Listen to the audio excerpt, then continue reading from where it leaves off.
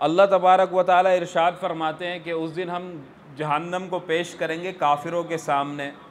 वो जहन्नम के वो काफिर के जिनकी निगाहें मेरे ज़िक्र से पर्दे में थी, जो मेरी नसीहत को पकड़ते नहीं थे और वो सुनने की भी क़ुव्वत नहीं रखते थे, वो सुनने की क़ुव्वत भी नहीं रखते थे। अब ज़ाहिर के अंदर अबू जहल, अबू लहब और इसी तरह उतबा, शैबा वग़ैरह जितने थे सब की निगाहें थी, इनमें से कोई अंधा नहीं था। और काब इब्न अशरफ वग़ैरह जो यहूदी थे वो भी कोई अंधे नहीं थे, और ना ही उनके पास ऐसा कुछ था कि उनके कानों में सुनाई न देता हो। अल्लाह तबारक व ताला ने इधर दो सिफ़ात बयान फरमाई है कि वो आँखों से देख नहीं सकते थे, उनकी आँखों के ऊपर पर्दा था, और इस्तिताअत समा भी नहीं रखते थे, सुनने की क़ुव्वत भी उनके पास नहीं थी। यहाँ पर अल्लाह तबारक व ताला ने इन दोनों सिफ़तों के मादूम होने का बयान फरमाया कि ये दोनों सिफ़तें इनके पास नहीं थी। हालांकि ज़ाहिर के अंदर वो देख भी सकते थे, सुन भी सकते थे, लेकिन अल्लाह तबारक व ताला इनकार कर रहे हैं कि वो ना देखते थे ना सुनते थे। तो देखें, ये बात याद रखें कि ज़ाहिर के अंदर ये हमारा एक देखना जो है, जो हम आँखों से देख रहे हैं, जिसके अंदर हमारी ये आँख के वो सलाहियत काम करती है जो इसके अंदर अल्लाह तबारक व ताला ने वदियत रखी है, जो देखने की सलाहियत है, सलाहियत बसारत जो है, जो अल्लाह तबारक व ताला ने रोशनी के ज़रिए हमारी निगाह के अंदर रखी है कि हम रोशनी के ज़रिए से देखते हैं। और एक सलाहियत अल्लाह तबारक व ताला ने हमारे समा में रखी है, सुनने के अंदर, कानों में, कि पर्दे हैं, उसके ऊपर कोई भी आवाज़ टकराती है तो वह हमें समझ आ जाती है, वो उसको दिमाग की तरफ भेजता है और दिमाग उसके मतालिब और मकासिद को समझा देता है और पूरा जिस्म उस पर अमल पैरा हो जाता है। तो ये जो ज़ाहिर के अंदर है, ये दो सलाहियतें, एक देखने की और एक सुनने की। लेकिन हकीकत के अंदर देखना ये है कि बंदे की जो निगाह हो वो इबरत शनास हो, बंदे की जो निगाह हो देखने वाली, वो देख कर हर शे को वो ये पता कर ले कि यार ये जो चीज़ है इसका बनाने वाला कोई है, इसका खालिक कोई है, ये ख़ुद ब खुद नहीं बन गया। और उसके बाद वो इसको पहचान ले और फिर वो अल्लाह तबारक व ताला का फरमाबरदार हो जाए। तो हकीकत के अंदर निगाह जो है वो इस बंदे की है जो आखिरत को देखने वाली हो, जो अपने माबूद को देखने वाली हो, जिसको हर शे के अंदर जो है अल्लाह ही अल्लाह नज़र आता हो। ये हकीकत के अंदर निगाह है। और जो ज़ाहिर में देखता है कि भाई ये घर बनाने वाला और ये रोड बनाने वाला, इसी तरह ये बड़ी बड़ी इमारतें बनाने वाला, ये तमाम चीज़ें बनाने वाले ये आम इंसान, ये इंसान है और ये तमाम कारीगरी इनकी है, तो ये हकीकत में निगाह नहीं है। निगाह तो वही है जो अल्लाह तबारक व हर शे में अल्लाह तबारक व ताला दिखाई दे, जिसको हकीकत में निगाह वो है। तो मुशरिकीन मक्का जो थे वो अल्लाह तबारक व ताला के रसूल सल्लल्लाहु अलैहि वसल्लम से वो दलाइल तलब किया करते थे कि भाई आप नबी हो तो बताओ कि आपकी नबूवत की दलील क्या है। और जो उनके अंदर देहरियत है वो कहते थे कि अल्लाह तबारक व ताला के बारे में आप कहते हो कि अल्लाह तबारक व ताला की ज़ात खालिक है, तो उसके लिए हमें दलील दो कि अल्लाह तबारक व ताला ने तख्लीक कैसे की है। ये इस किस्म के दलाइल मांगा करते थे। अल्लाह तबारक व ताला फरमा रहे हैं कि इन लोगों के पास निगाह नहीं है, ये अंधे हैं। अगर इनके पास निगाह होती तो ये कभी भी मेरे नबी सल्लल्लाहु अलैहि वसल्लम से सवाल नहीं करते, बल्कि आसमानों और ज़मीनों पर निगाह डालते और बेसाख्ता इनके कुलूब चीख उठते कि भाई इसका कोई मालिक है। मा खलक़्ता हाज़ा बातिला, कि ये आपने ज़मीन और आसमान जो है ना वो बातिल नहीं बनाए, फजूल नहीं बनाए, अबस नहीं बनाए। इसके बनाने के अंदर कोई मकसद है। वो मकसद है कि पूरा का पूरा आलम जो है ये अल्लाह तबारक व ताला की ज़ात के ऊपर दलालत करता है कि कोई ना कोई है इसका बनाने वाला। आलम बमाना मुअल्लिम के है, आलम बमाना मुअल्लिम के, मतलब एलाम देने वाला, ख़बर देने वाला, बताने वाला। लफ्ज़ आलम बमाना मुअल्लिम के, ख़बर देने वाला। अब देखें अल्लाह तबारक व ताला ने इस पूरे आलम के अंदर जो अजाइबात रखे हैं, अगर इन अजाइबात पे बंदा नज़र डाल दे तो कौन है ऐसा बेवकूफ़ ही होगा जो वो अल्लाह तबारक व ताला की ज़ात को ना पहचान सके वगरना तो ये आलम काफ़ी अल्लाह तबारक व ताला की पहचान के लिए। हज़रत इमाम अबू हनीफ़ा रहमतुल्लाह अलैह के पास देहरिये आए उस वक़्त में, और आने के बाद उनने जो है वो कहा कि आप मुसलमानों का ये दावा है कि अल्लाह तबारक व ताला की ज़ात है, और हम ये कहते हैं कि अल्लाह तबारक व ताला की ज़ात नहीं, अलियाज़ु बिल्लाह। ये पूरा का पूरा आलम जो है ख़ुद ब खुद बन गया। तो इमाम आज़म अबू हनीफ़ा रहमतुल्लाह अलैह की आदत शरीफ़ा थी कि वो ज़्यादा दलाइल नहीं देते थे बल्कि मुशाहिदा करके दिखाते थे। इमाम आज़म ने कहा कि चलो मुनाजरा रखो फ़ला फ़ला तारीख़ फ़ला दिन का, मैं आ जाऊँगा, मुनाजरा करूँगा, मैं आपको समझा दूँगा। तो दिन भी तय हो गया, जगह भी मुकर्रर हो गई, और जो जगह मुकर्रर हो गई, ये जगह जो थी वो बीच में नहर पड़ती थी। बीच में जो थी एक नहर थी, जो देहरिये थे वो नहर के उस तरफ रहते थे और इमाम आज़म ये इस तरफ रहते थे। अब इमाम आज़म रहमतुल्लाह अलैह बताए हुए वक़्त से थोड़ी देर लेट पहुँचे। जब लेट पहुँचे, जाए वुकुआ पर जहाँ पर मुनाजरा होना था वहाँ पर लेट पहुँचे। अब देर से पहुँचे तो वो लोग बात करने लगे कि देखो ये मुनाजिर है मुसलमानों का, ये देखो वक़्त का पाबंद नहीं है, इतनी देर से आया, और ऐसे ऐसे बातें करने लगे। तो इमाम आज़म रहमतुल्लाह अलैह ने फरमाया कि बात ऐसी नहीं है, बात यह है कि मैं यहाँ पर जब आ रहा था, मैं नहर के किनारे पर पहुँचा तो मैंने देखा कि वो कश्ती वाला जो है वो अपनी कश्ती लेकर जा चुका था, कोई कश्ती वाला था नहीं। तो मैं बड़ा हैरान और परेशान खड़ा रहा, उधर सोच रहा था इस बात को। तो इतने में मैंने देखा एक दरख्त को कि वो दरख्त खुद ब खुद कट गया और उसके पट्टे भी बन गए, और फिर वो मेरे सामने आया और एक एक पट्टा एक के साथ जुड़ा और उसके अंदर मेखे भी खुद ब खुद ठुकी और वो पूरी की पूरी कश्ती तैयार हो गई, और मैं उसमें बैठा और उसने खुद ब खुद चल के मुझे पार कर दिया और मैं इधर आ गया। तो उनने कहा कि लो भाई, एक तो वक़्त का भी पाबंद नहीं, ऊपर से झूठा भी है, झूठ भी बोलता है। तो उनने कहा कि क्यों, यकीन नहीं आता इस बात पे? कहा कि नहीं, हमें कैसे यकीन है, कैसे कश्ती खुद ब खुद बन जाएगी, कश्ती कैसे खुद ब खुद बन जाएगी, नहीं हो सकता ऐसे। तो इमाम आज़म अबू हनीफ़ा ने फरमाया कि अगर ऐसी बात है, कश्ती खुद ब खुद नहीं बन सकती, तो मुनाजरा में जीत गया। वो हैरान हो गए, कहा कि कैसे जीत गए? कहा कि जब तुम्हारा इतना ईमान है कि एक छोटी सी कश्ती खुद ब खुद नहीं बन सकती, इसके बनाने के लिए कोई ना कोई कारीगर चाहिए, कोई ना कोई साने चाहिए, तो ये इतना बड़ा आलम जो है ये ख़ुद ब खुद कैसे बन गया? तुम्हारा दावा ये कि ख़ुद ब खुद बन गया ना, कैसे बन गया? कोई ना कोई है ना जिसने बनाया है। एक कश्ती के बारे में हमारी अक़ल इसको कबूल नहीं करती कि यार ये ख़ुद ब खुद बन सकती है, तो फिर इतना बड़ा आलम कैसे ख़ुद ब खुद बन सकता है? कोई ना कोई बनाने वाला है। तो उन्हें समझ आ गई, बात तो बिल्कुल ठीक है। तो पूरा का पूरा आलम जो है अल्लाह तबारक व ताला ने इसको बनाया, ये अल्लाह तबारक व ताला की ज़ात पर दलालत करता है, अल्लाह तबारक व ताला के अजाइबात पर दलालत करता है कि इतने अजीब तरीन मखलूक को अल्लाह तबारक व ताला ही बना सकते हैं, तख्लीक दे सकते हैं, वो कोई नहीं दे सकता। आलम के अंदर कितने ऐसे हिस्से हैं जो अजाइबात से भरे हुए हैं, अगर उनको बंदा देखे और उस पर गौर करे तो इंसान की अकल जो है वो बिल्कुल दंग रह जाती है। कहीं नहीं जाओ, बरमूदा तिकोन को देख लो। अब बरमूदा ट्रायंगल जो है, इसके अंदर कैसी एक अल्लाह तबारक व ताला की मखलूक है, कैसी मखलूक है कि अभी तक बड़ी से बड़ी ताकतवर मुल्कों की फ़ौजें अपने ताकतवर से ताकतवर तरीन जहाज़ ले जा चुकी है, लेकिन वहाँ पर जाते के साथ गर्क हो गए।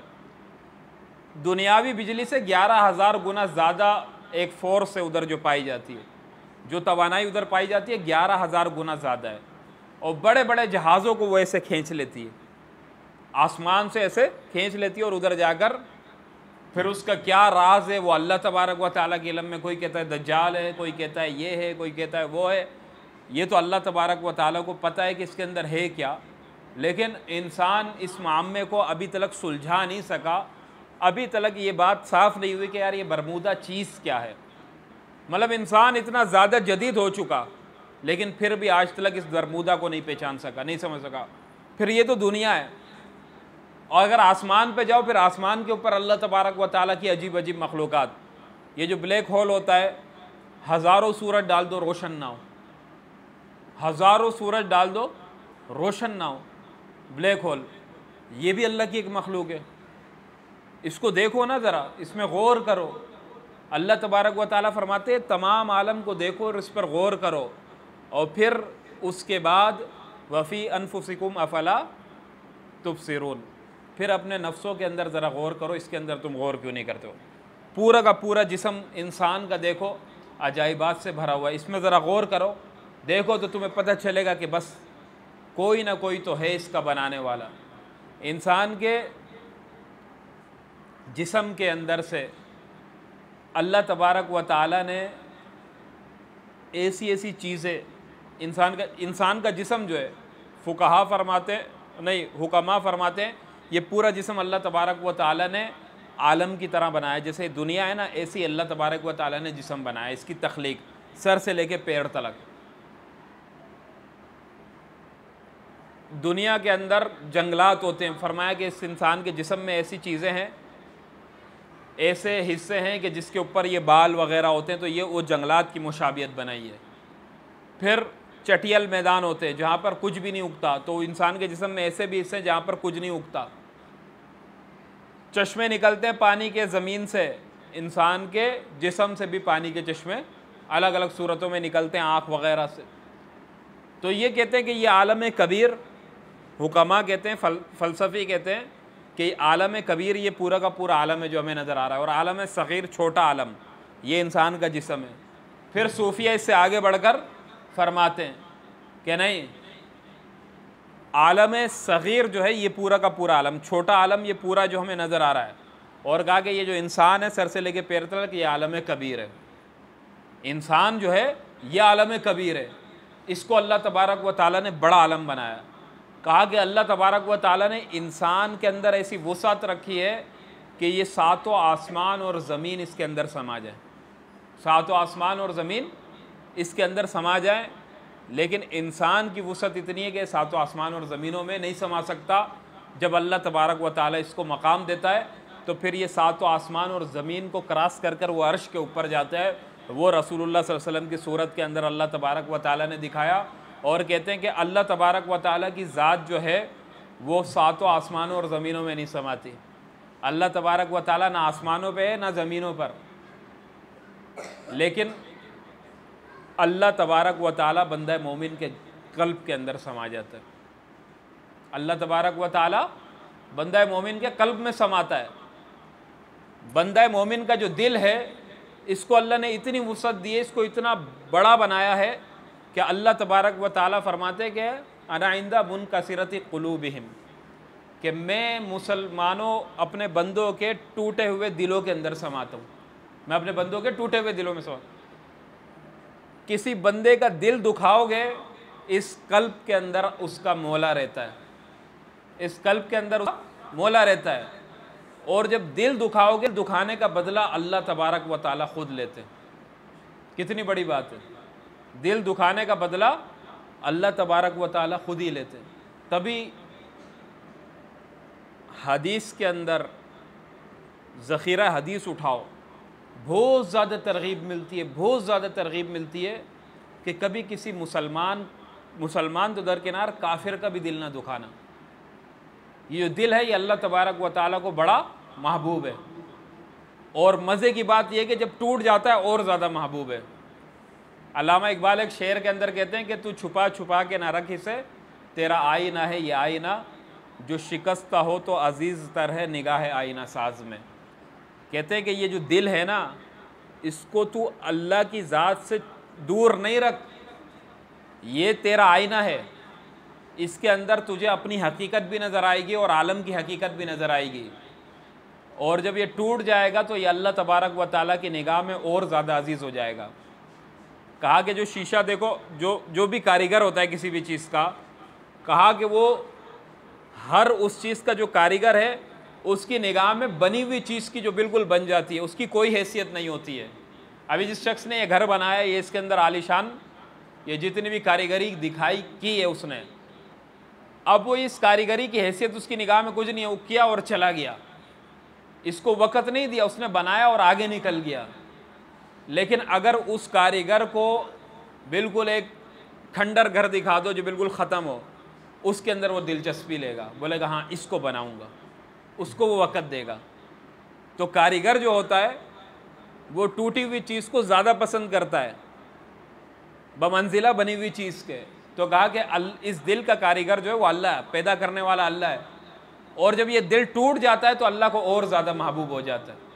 तभी अल्लाह फरमाता है मैं अपने बंदों के टूटे हुए दिलों में समाता हूँ। और एक जगह पे साहबा ने फरमाया कि या रसूल अल्लाह, सबसे बड़ी नेकी क्या है? अल्लाह के रसूल ने फरमाया सबसे बड़ी नेकी यह है कि तू किसी मुसलमान बंदे के दिल में खुशी को दाखिल कर दे।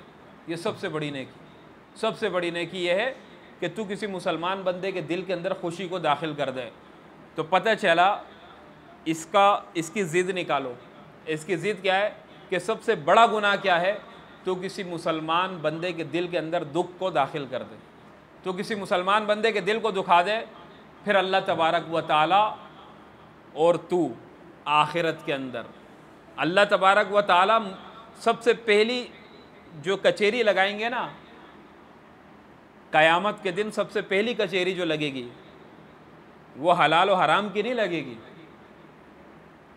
वो ज़िना की नहीं लगेगी, वो काला बाजारी की नहीं लगेगी, और वो दूसरे गुनाहों की नहीं लगेगी। सबसे पहली कचेरी जो अल्लाह तबारक व ताला कल हशर के दिन लगाएंगे, वो जालिम से मजलूम को उसका हक दिलवाएंगे।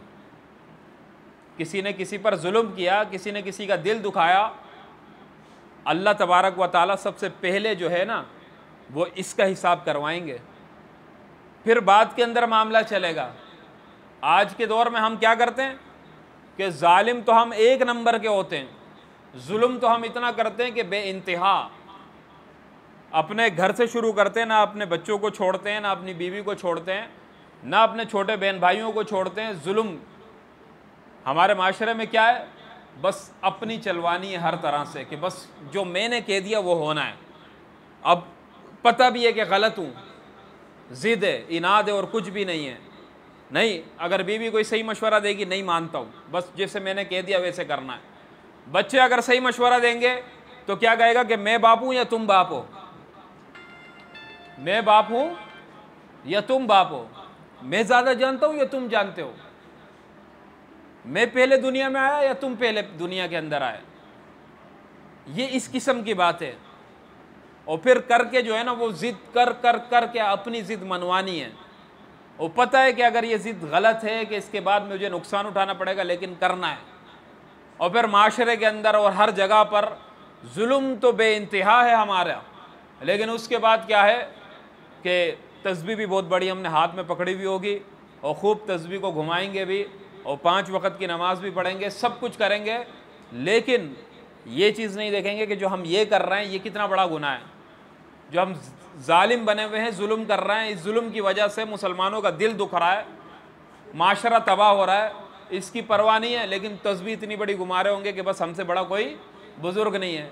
और ये बात याद रखें कि अगर कोई जुल्म करते हुए किसी को देखो, अल्लाह के रसूल ने फरमाया कि उसका हाथ को रोक लो। अल्लाह के रसूल ने एक हदीस में फरमाया कि उनसुर अखा का ज़ालिमन और मजलूमन, अपने भाई की मदद कर अगरचे वो जालिम हो या मजलूम हो।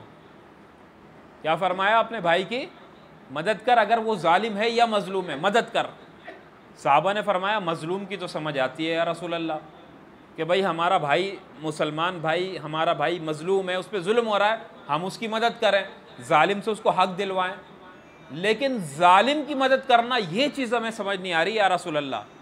आप अल्लाह के रसूल हैं और आप इस तरीके से कह रहे हैं कि अपने भाई की मदद कर अगरचे वो जालिम है या मजलूम है, तो ये समझ नहीं आ रही। वो तो समझ आ गई, मजलूम को जालिम से हक लेकर दिलवा दो, लेकिन जालिम की मदद कैसे करें? मतलब जालिम जब किसी पर जुल्म कर रहा है तो उसके साथ मिलकर जुल्म करें? फरमाया नहीं, अपने जालिम भाई की मदद यह है कि जब वो जुल्म करने लगे तो उसका हाथ पकड़ लो, रोक दो उसको, जुल्म नहीं करेगा, तू मेरा भाई है, जुल्म नहीं करेगा। मैं नहीं चाहता हूँ कि कल क़यामत के दिन तो अल्लाह तबारक व ताला के अज़ाब में मुब्तला हो जाए, लिहाजा मैं तेरा हाथ पकड़ता हूँ, तुझे जुल्म से रोकता हूँ। ये जालिम की मदद है और ये लाजिम है। देखो हमें ये सब चीज़ें तो समझाई जाती हैं और तो बहुत सारी चीज़ें समझाई जाती हैं, लेकिन ये नहीं समझाया जाता माशरे के अंदर,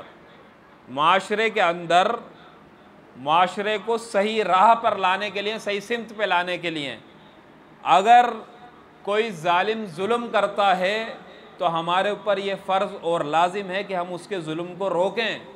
अगर नहीं रोकेंगे तो फिर हमने अपने भाई मुसलमान की मदद नहीं की।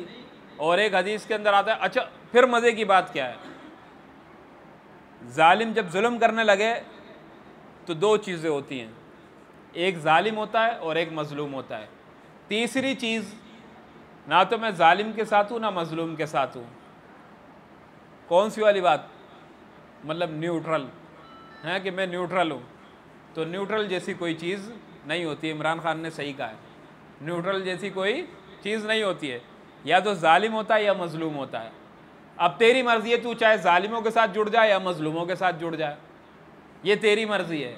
लेकिन तू कहे कि नहीं यार मैं तो नहीं नहीं नहीं नहीं, मैं तो लड़ने वाला भी नहीं हूँ और उधर भी नहीं हूँ, मैं तो बस तमाशा देखने वाला हूँ कि ऊँट किस करवट बैठता है, बस मैं उसके साथ हूँ, तो ये कोई चीज़ नहीं है। इस हालत के अंदर एक जुल्म की बाकायदा मदद ये कि तू उसके शाना बशाना खड़ा हो जा, दूसरी मदद ये कि इधर तू न्यूट्रल हो जा, चुप हो जा, कि जालिम जो करता है वो करता रहे। तभी हज़रत मदनी साहब रहमतुल्लाह अलैह फरमाया करते थे कि मुझे जालिम पर इतना गुस्सा नहीं आता जितना मजलूम पर आता है, कि जालिम तो जुल्म कर रहा है, मजलूम को किस पागल कुत्ते ने काटा है कि वो उसके जुल्म को सह रहा है, वो जवाब क्यों नहीं दे रहा। तो माशरे में होता क्या है, अगर कोई बंदा गलत करता है तो हम कहते हैं कि यार फलां जालिम है और यूँ कर रहा है, यूँ कर रहा है, और हम मजलूम हैं और हम यूँ हैं, हम यूँ हैं। तो भाई मजलूमों, तुम सवाल क्यों नहीं करते हो? और अगर तुम नहीं करते हो तो तुम्हारा फिर वो हाल है, वो रिवायत है गालिबन मिशकात की है कि मम मशा मा ज़ालिमी वहुवा यालमु अन्नहु ज़ालिमुन फ़क़द ख़रज अनिल इस्लाम या मिनल इस्लाम, कि अगर कोई शख्स किसी जालिम के साथ चला फिरा, उसकी मदद की और जानता भी है कि ये जालिम है, तो कहा कि ये इस्लाम से निकल जाता है। ये बंदा, किसी जालिम की आप पुष्ट पनाही करो और ये भी जानो कि यार ये जालिम है, तो ऐसा करने वाला जालिम भी और उसका साथ देने वाला भी इस्लाम से निकल जाते हैं, इस्लाम से खारिज हो जाते हैं। कितना ख़तरनाक मामला है। तो इसके अंदर हमें ख्याल करना चाहिए। बात कहाँ से कहाँ चली गई? तो अल्लाह तबारक व ताला ये इरशाद फरमाते हैं कि भाई हम उस दिन जहन्नम को पेश करेंगे काफिरों के लिए, वो काफिर के जिनकी आँखें देखती तो थी लेकिन नसीहत नहीं लेती थी, और जिनके कान सुनते तो थे लेकिन नसीहत नहीं पकड़ते थे। अल्लाह तबारक व ताला फरमाते हैं कि हकीकत के अंदर कान भी वो हैं जो सुने, नसीहत की बात को कबूल करें, और आँखें भी वही हैं जो नसीहत की बात को कबूल करें। आगे अल्लाह तबारक व ताला फरमा रहे हैं मुशरिकीन का हाल, कि क्या ये मुशरिकीन ये इरादा करते हैं कि मेरे बंदों को मेरे सिवा कारसाज बनाएंगे, कि वो मुश्किल हालात के अंदर उनकी मदद करेंगे, या अल्लाह तबारक व ताला जब अजाब देने लगेगा तो सिफारिश करके हमें ले जाएंगे जन्नत के अंदर? ऐसा नहीं है। हमने जहन्नम तैयार करके रखी है काफिरों के लिए मेहमानी के तौर पर। देखिए मुशरिकीन का शुरू से ये तरीका रहा है, चाहे वो कब्र परस्त हों, चाहे वो दरख्त परस्त हों या पत्थर परस्त हों या बुत परस्त हों, वो ये कहते थे कि जो हम ये माबूदान बातिला की इबादत कर रहे हैं ना, हम इनको खुदा नहीं समझते, हम इन्हें खुदा का मुकर्रब समझते हैं, और हम ये समझते हैं कि कल क़यामत के दिन यह अल्लाह तबारक व ताला के पास हमारे सिफारशी होंगे, लिहाजा हम इसलिए कर रहे हैं। तो अल्लाह तबारक व ताला ये इरशाद फरमा रहे हैं कि अगर ये सोच रहे हैं कि मेरे पास इनकी सिफारिश काबिल कबूल होगी और मैं इन्हें माफ़ कर दूँगा और ये शिरक करके आएँ, तो ऐसा नहीं है। मैंने जहन्नम इनके लिए तैयार रखी है, मेहमानी के तौर पर मैं इन्हें वो चखाऊँगा। आगे अल्लाह तबारक व ताला ने तमाम तर उन बंदों का हाल बयान किया है कि जो अहले बिदअत हैं या फिर आमाल रिया के लिए करते हैं।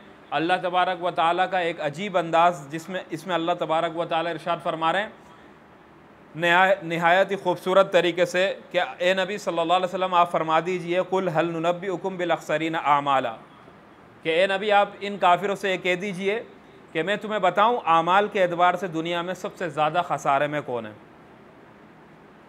आमाल के एतबार से सबसे ज़्यादा खसारे में कौन है? अल्लज़ीना ज़ल्ल सअयुहुम फ़िल हयातिद दुनिया, वो लोग कि दुनिया में बहुत कोशिशें करते हैं लेकिन दुनिया ही में उनकी कोशिशें बर्बाद हो जाती हैं। वहुम यहसबून अन्नहुम युहसिनून सुनआ, और वो ये गुमान करते हैं कि हम तो बहुत ही अच्छा अमल कर रहे हैं। देखिए दो किस्म के लोग हैं, अहले बिदअत और अहले रिया। बिदअत अमल तो कर रहा है लेकिन अमल सुन्नत के मुताबिक नहीं है, या अमल तो कर रहा है लेकिन सुन्नत के मुताबिक भी है, अमल भी है सुन्नत के मुताबिक भी है लेकिन दिखलावे के लिए। ये दो किस्म के लोग इसके अंदर दाखिल हैं। अल्लाह तबारक व ताला फरमा रहे हैं कि इस दुनिया के अंदर मेहनत कर कर के इनकी कमर टेढ़ी हो जाती है, लेकिन इन आमाल का बदला अल्लाह के पास कुछ भी नहीं है। एक रिवायत में आता है कि बिदती पहाड़ जितना अमल भी लेकर आए, कल क़यामत के दिन अल्लाह तबारक व ताला उसको रुई के गालों की तरह उड़ा देगा, उसके अमल की कोई हैसियत नहीं होगी। ये बात याद रखें। देखें, एक होती है बिदत, एक होती है सुन्नत। सुन्नत भी मोहब्बत का नतीजा है, सुन्नत पर अमल भी मोहब्बत का नतीजा है, और बिदत पर अमल भी मोहब्बत का नतीजा है। सुन्नत पर अमल भी मोहब्बत का नतीजा है, बिदात पर अमल भी मोहब्बत का नतीजा है। जो अहले सुन्नत सुन्नत पर अमल करते हैं वो क्यों करते हैं कि वो नबी पाक सल्लल्लाहु अलैहि वसल्लम से मोहब्बत करते हैं, अल्लाह से मोहब्बत करते हैं, तो वो सुन्नत पर अमल करते हैं। और जो अहले बिदत, बिदती हजरात जो अमल कर रहे हैं बिदत पर, तो वो भी अल्लाह और अल्लाह के रसूल से मोहब्बत करते हैं, इसलिए वो बिदतों में लगे हुए हैं। लेकिन इन दोनों में फ़र्क क्या है? फ़र्क ये है कि सुन्नत पर अमल करना मोहब्बत तो है, लेकिन वो सुन्नत ही के तरीके से है, यानी नबी के साथ मोहब्बत है और नबी के तरीके पर जो अमल है वो सुन्नत है।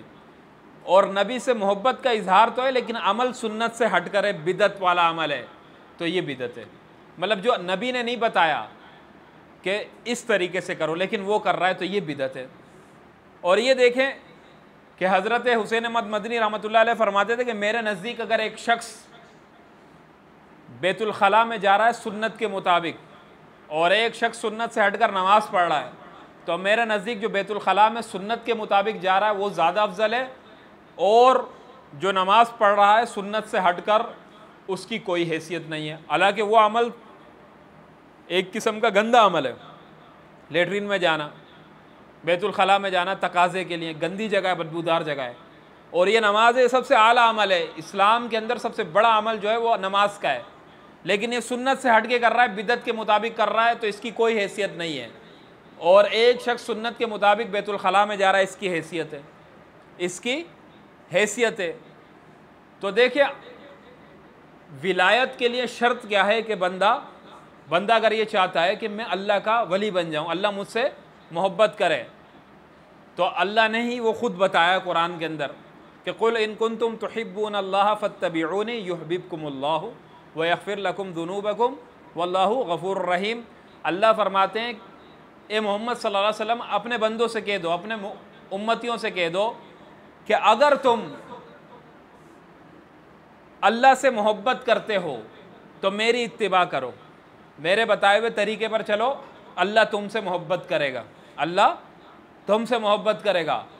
और मोहब्बत के नतीजे में अल्लाह तबारक व तआला तुम्हारे गुनाहों को माफ़ कर देगा, क्योंकि अल्लाह गफ़ूर है और रहीम है, अल्लाह गफ़ूर है और रहीम है। तो देखिए, दो दर्जे हैं मोहब्बत के, या तो तुम आशिक बन जाओ या माशूक बनो। कौन सा दर्जा बेहतर है? मैं आपसे सवाल करता हूँ, आशिक बनने का दर्जा बेहतर है या माशूक बनने का दर्जा बेहतर है? कोई है तुम में आशिक बैठा हुआ तो बताए, किसी ने सच्चा इश्क किया हो तो बताए। कोई भी नहीं है आशिक, सारे ऐसे खुशक बैठे हो। जो आशिक होता है वो तर होता है, जो आशिक नहीं होता वो खुशक होते हैं। भाई दीन तो है ही सरासर इश्क। एक माना कलमे का है ला इलाहा इल्लल्लाह, हम जो ये हम एक माना करते हैं, कलमे का क्या माना है? ला इलाहा इल्लल्लाह। क्या माना है? मैं आपसे सवाल कर रहा हूँ, सवाल इसलिए कर रहा हूँ ताकि तुम सो नहीं, जागते रहो, मज़ा आएगा। क्या माना है? माना तो करो भाई, ला इलाहा इल्लल्लाह, अल्लाह के सिवा कोई माबूद नहीं, ये माना है ना, ये ज़ाहिरी माना है, ये तुम्हारा माना है, खुशकों का माना, जो खुश्क हैं वो ये माना करते हैं। और एक माना आशिकों का है। आशिकों का माना क्या है? ला इलाहा इल्लल्लाह, ला माशूका इल्लल्लाह, कोई माशूक नहीं है सिर्फ़ और सिर्फ अल्लाह की ज़ात, कोई माशूक नहीं है सिर्फ़ और सिर्फ अल्लाह की ज़ात, यानी कोई इश्क के काबिल नहीं है, सिर्फ़ और सिर्फ अल्लाह की ज़ात इश्क के काबिल है। समझ गए? ये आशिकों का माना है। तो है तुम में कोई ऐसा तो मैं तुमसे सवाल कर रहा हूँ कि आशिक बनना ज़्यादा बेहतर है या माशूक बनना ज़्यादा बेहतर है? तुम नहीं दोगे जवाब। हमज़ा बाबा पश्तो वाला वो क्या कहता है?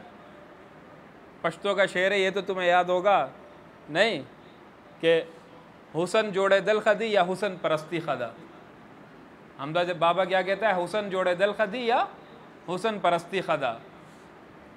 इसका माना कर लो उर्दू में। हमज़ा बाबा कहते हैं कि हुसन बनना बेहतर है या हुसन परस्ती अच्छी है? सवाल करते हैं, मैं तुझसे सवाल कर रहा हूँ। बोलता है बरखदा मजनून खदा या बरखदा लैला खदा? लैला का हिस्सा बेहतर है या मजनू का हिस्सा बेहतर है? मोटिवेशनल शायर थे हमज़ा बाबा, पुख्तून कौम के लिए, पुख्तूनों को गैरत का सबक दे रहे थे, बता रहे थे कि आली मरातिब हासिल करो, मनाजिल आला के तालिब रहो हमेशा। ये जितने भी हमारे इस्लामी शुअरा गुज़रे हैं जो वाक़ियतन गैरती थे, आज के दौर के नहीं, जो बस औरत से शुरू होते हैं और औरत पे ख़त्म हो जाते हैं, जो वाक़ियतन जो मुसलमानों को एक सही राह देकर गए हैं, वो हमेशा से बुलंद परवाज़ी की दावत देते थे। कैसे? वो जो इकबाल कहता है कि बोलता है जिब्रील और सराफील का सयाद है मोमिन, जचते नहीं कंजश को हमाम इसकी निगाह में, जिब्रील और सराफील का सयाद है मोमिन। कहता है मोमिन हमेशा आला से आला मर्तबे की तलब में रहता है, आला से आला मर्तबे की तलब में रहता है। कहता है कि ये तुम लोग हो ना, बोले काफिरो ये तुम्हारा काम है कि तुम पिस्तौलें लेकर कभी कबूतर के पीछे जाते हो, कभी चिड़िया के पीछे जाते हो, उसको मारते हो। कहा मोमिन का ये काम नहीं है। कल के मोमिन जो है ना, कहा कि मोमिन हमेशा ताक में रहता है कि मैं जिब्रील का शिकार करूं या इसराफील का शिकार करूं। जिब्रील और इसराफील के भी पर है ना, पर वाले चीज़ को देखकर इंसान की फितरत, इंसान पागल हो जाता है कि बस पकड़ूं इसको। तो कहा कि मोमिन का मकसद इतना आला होता है कि मोमिन कहता है कि मैं किसी तरह से जिब्राइल को और इसराफील को जो है ना अपना पाबंद बनाऊं और उसका शिकार करूं। तो कहता है जिब्रील और सराफील का सयाद है मोमिन। मतलब क्या है कि मोमिन जो है ना वो ऐसे आमाल करे कि जिसकी वजह से अल्लाह तबारक व ताला जिब्रील और इसराफील को इसका जो है ना वो क्या बना दे, खादिम बना दे। और दिखाया अल्लाह तबारक व ताला ने। जंग बदर के मैदान के अंदर अल्लाह के रसूल नहीं खड़े और एकदम हवा चलती है, हज़रत अली फरमाते हैं कि या रसूल अल्लाह ये क्या है? अल्लाह के रसूल फरमाते हैं कि जिब्राइल आ गया, फरिश्तों की फ़ौज लेके आ गया। फिर हवा चलती है, हज़रत अली फरमाते हैं कि या रसूल अल्लाह ये क्या हुआ? तो उधर से अल्लाह के रसूल फरमाते हैं कि इसराफील आ गया, फरिश्तों की फ़ौज लेके आ गया।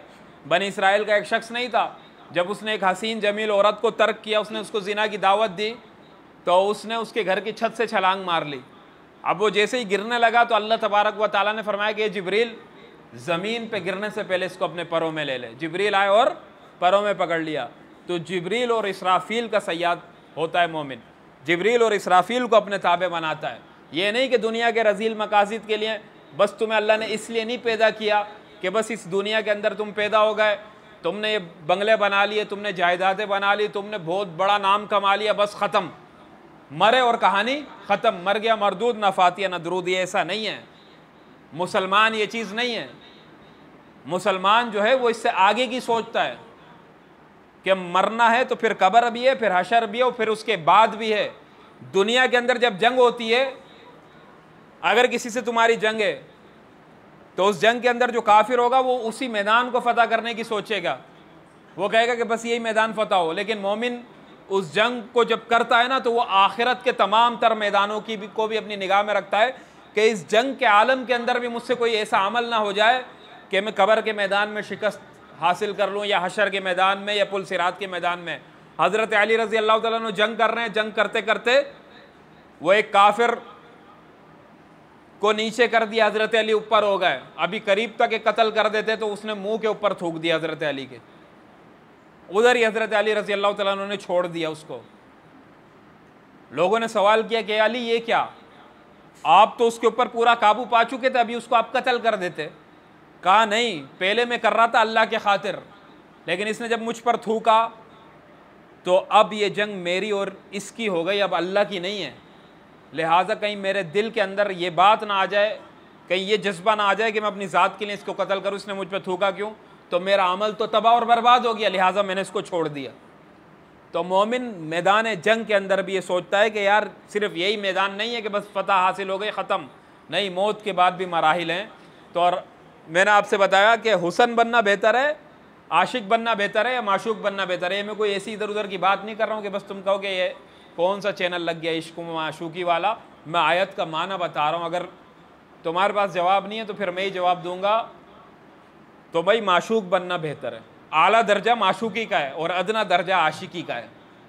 आशिक मजबूर होता है नहीं, आशिक मजबूर होता है ना, सुना होगा तुमने आशिक मजबूर है। तो आशिक मजबूर होता है, जो मजबूर होता है ना, जो मजबूर होता है वो ऊपर नहीं होता, वो नीचे होता है, उसका सर झुका हुआ होता है।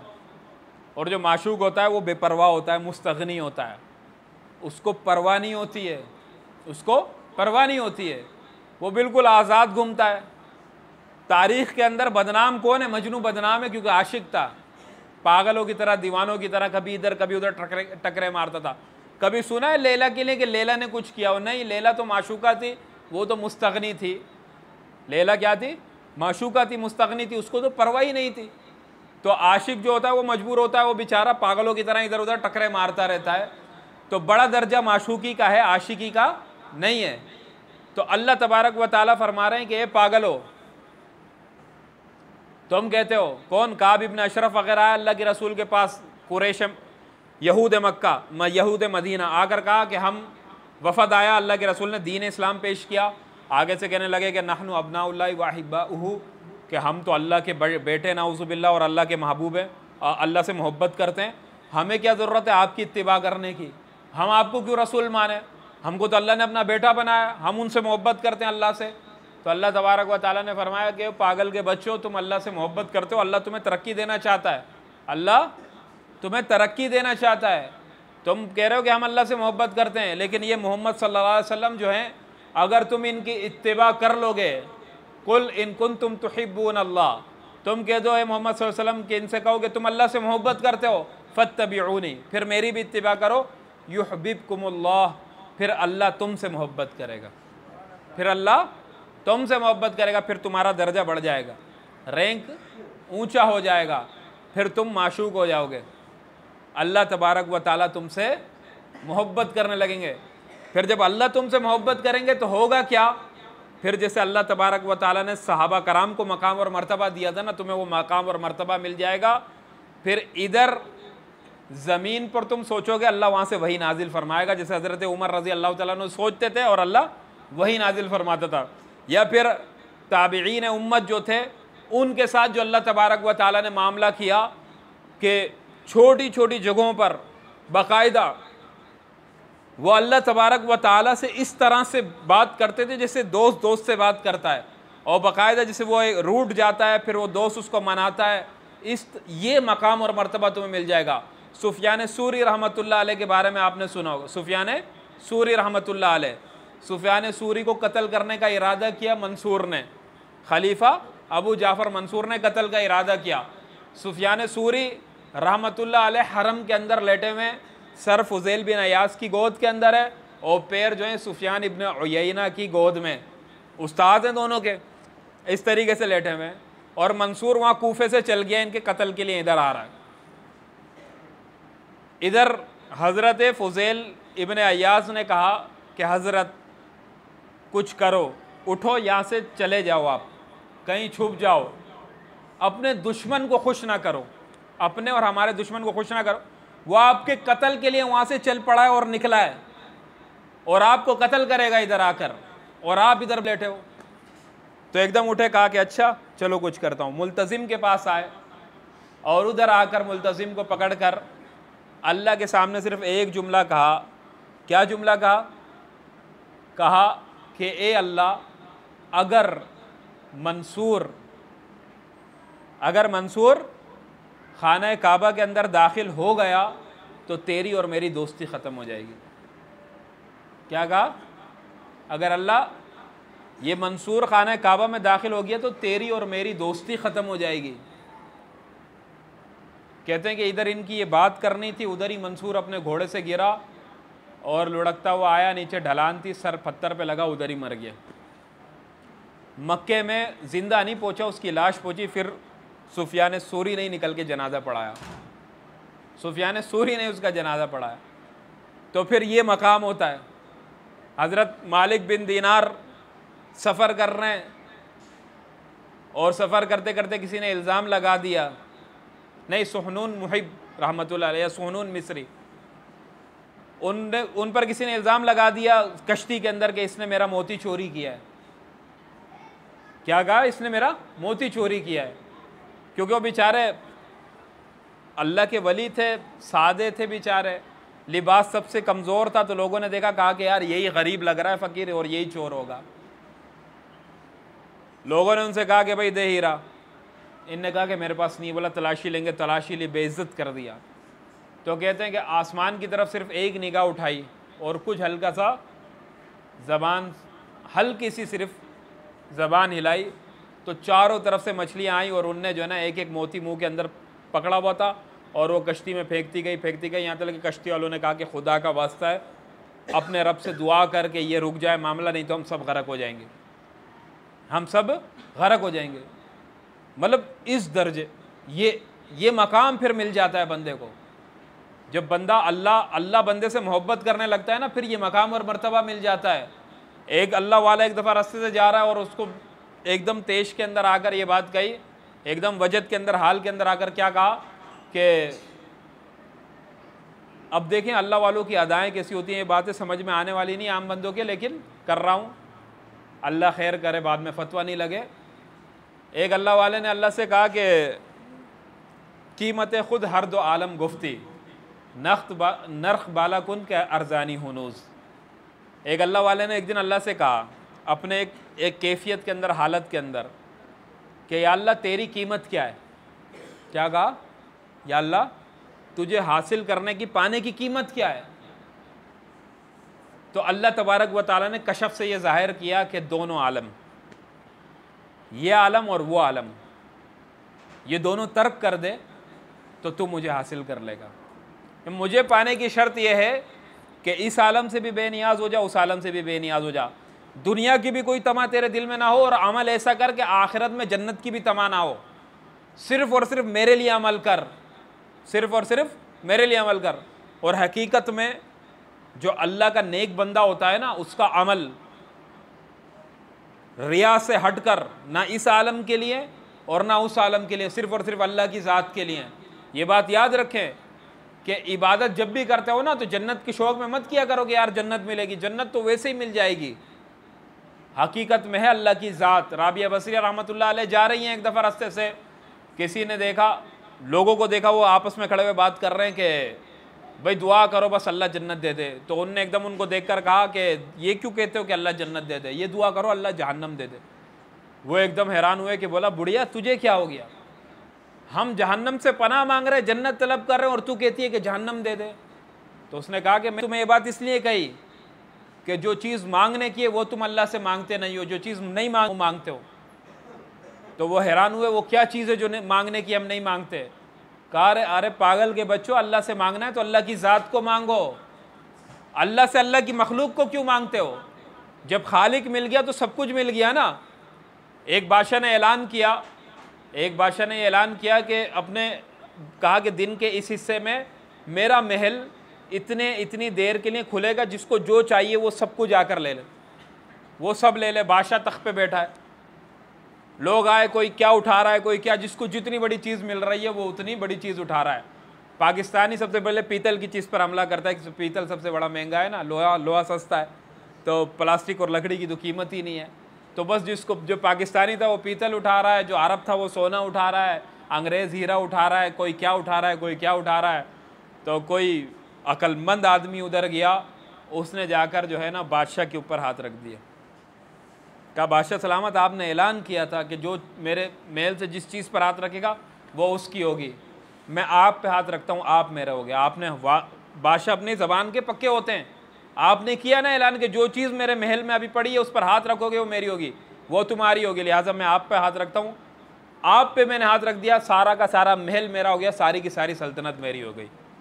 तो भाई अल्लाह को पा लिया तो जन्नत भी तुम्हारी, तमाम आखिरत की नेमतें तुम्हारी। तो राबिया बसरिया ने कहा अल्लाह से अल्लाह को मांगो ना। कहा कि खुदा की कसम कि अल्लाह अगर मुझे जहन्नम में डाल दे और रोज़ाना दीदार दे तो मुझ पर जहन्नम की आग बेअसर हो जाएगी, और अगर अल्लाह तबारक व ताला मुझे जन्नत में दाखिल कर दे और अपने दीदार से महरूम कर दे तो कहा कि फिर जन्नत की तमाम तर लज्जतें मेरे लिए बेकार हैं, फिर मुझे उन लज्जतों की कोई परवाह ही नहीं है। तो तभी फरमाया, बात क्या चल रही थी कि अल्लाह से अल्लाह की ज़ात को तलब करो, दोनों आलम को छोड़ो, अल्लाह के पीछे लग जाओ और अल्लाह को पालो, अल्लाह को हासिल कर लो। अल्लामा इकबाल क्या कहते हैं कि तेरे इश्क की इंतहा चाहता हूँ, मेरी सादगी देख क्या चाहता हूँ, ये जन्नत मुबारक रहे जाहिदों को कि मैं आपका सामना चाहता हूँ। मैं तेरे इश्क की इंतहा चाहता हूँ, मेरी सादगी देख ये क्या चाहता हूँ। अल्लामा इकबाल से किसी ने कहा था कि इश्क की तो इंतहा होती ही नहीं है, इश्क तो बढ़ता ही रहता है, और तुम कह रहे हो कि मैं तेरे इश्क की इंतहा चाहता हूँ। तो इकबाल ने कहा ना, जवाब दिया, कहा कि उसका अगला मिसरा तुमने नहीं पढ़ा कि मेरी सादगी देख क्या चाहता हूँ, यानी जो चीज़ मुमकिन ही नहीं है मैं वो चाहता हूँ। आगे फरमाया कि ये जन्नत मुबारक रहे जाहिदों को कि मैं आपका सामना चाहता हूँ। अल्लाह के रसूल ने फरमाया, अल्लाह के रसूल दुआ करते थे क्या, अल्लाहुम्मा हासिबनी हिसाबन यसीरा। तो उम्मे सलमा गालिबन उनने फरमाया, या अम्मा आयशा ने कि या रसूल अल्लाह आप दुआ करते हो अल्लाहुम्मा हासिबनी हिसाबन यसीरा, अल्लाह मुझसे आसान हिसाब लेना। तो ये कोई आसान हिसाब भी है और मुश्किल हिसाब भी है तो आप मुझे बता दें। तो अल्लाह के रसूल ने फरमाया कि जी हाँ है ना, आसान हिसाब तो ये कि तुमको अल्लाह ने तुम्हें अपने सामने पेश ही नहीं किया, बस परवाना जारी कर दिया, फ़लाँ फ़लाँ बंदा है इसको जन्नत में भेज दो, ये आसान हिसाब है। और फरमाया कि मुश्किल हिसाब क्या है, वह फरमाया कि मुश्किल हिसाब ये है कि अल्लाह तुम्हें अपने सामने खड़ा करे और फिर तुमसे हिसाब लेना शुरू करे कि बता ये क्यों किया था, ये क्यों किया था और ये क्यों किया था।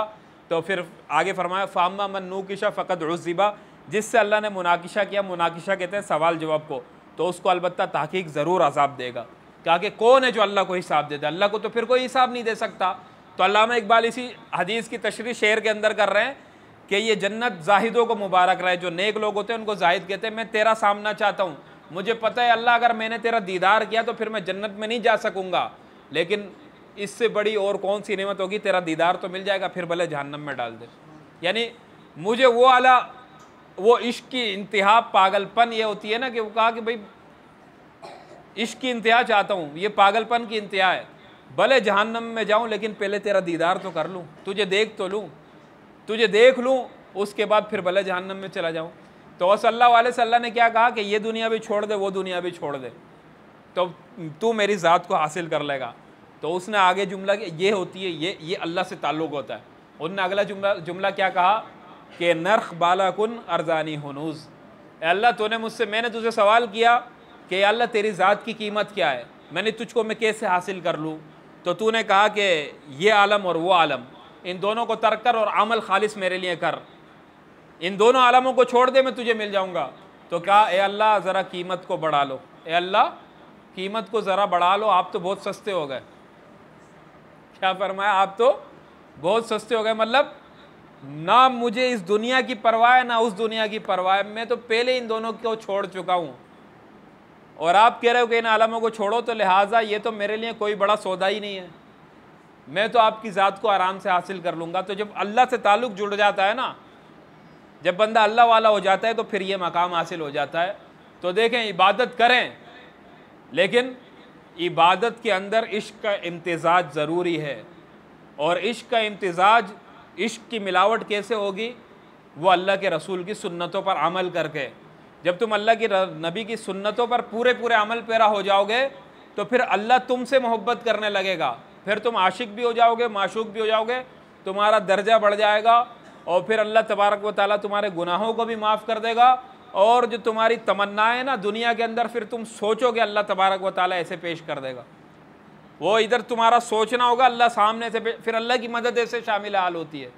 बंदा सोचता है ना, देखो आसान नुस्खा मैंने बता दिया कि अमल जो है ना, अमल इसको बिदत से पाक करो, इसको रिया से पाक करो, दिखलावे से पाक करो, खालिस अल्लाह के लिए अमल करो, किसी लालच में अमल नहीं करो, और हर अमल को ये देखो कि मेरे नबी की सुन्नत क्या है इस अमल में।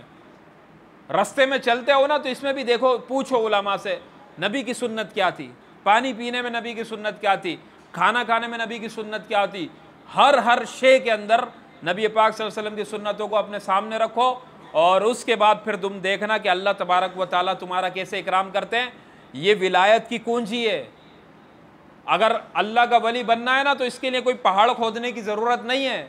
लोग समझते हैं कि शायद अल्लाह का वली बनना है तो मुझे समंदर में डूब कर सांस रोक कर इबादत करनी होगी, या आतिश फिशा पे चढ़ के इबादत करनी होगी, या हवा आसमान से कूद कर जो है ना मुझे इबादत करनी होगी, या ये करना होगा, या ज़मीन के अंदर घुस के इबादत करनी होगी। खुदा की कसम, ये जितने तरीके बताए जाते हैं ना ये बातिल तरीके हैं।